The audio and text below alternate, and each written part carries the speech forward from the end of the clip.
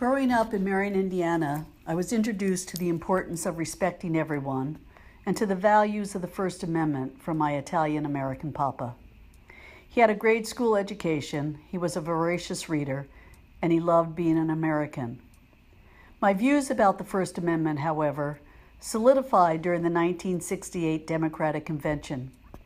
I remember watching the protesters against the Vietnam War and the military-industrial complex get beaten down by the Chicago police, and watching Mayor Daley, the embodiment of the Democratic machine, be complicit with the silencing of protesters, and thinking to myself, this is absolutely un-American.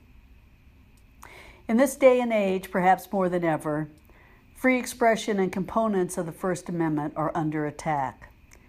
From my view, there must be a vigorous protection of these rights. The First Amendment is being attacked from the top and from the bottom. President Trump, both as a candidate and now as a president, has systematically undermined the credibility of the press by attacking it straight on and by suggesting it is fake and untrustworthy.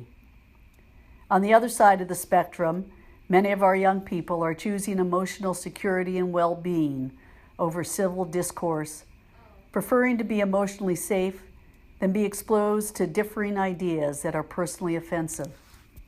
This need for agreement and to be emotionally secure and unchallenged has led to the silencing of debate and exchange of ideas on our campuses and destroying the concept of the university as a marketplace of ideas. I strongly believe that offensive speech requires more speech, not less speech, and that silencing speech ultimately leads to violence. I agree with Martin Luther King III when he said, quote, "If you don't allow the disagreements to be solved in the classroom, they will be solved on the streets," end quote. Bottom line, for me, the First Amendment is not an intellectual construct. It is simply the basis for being American.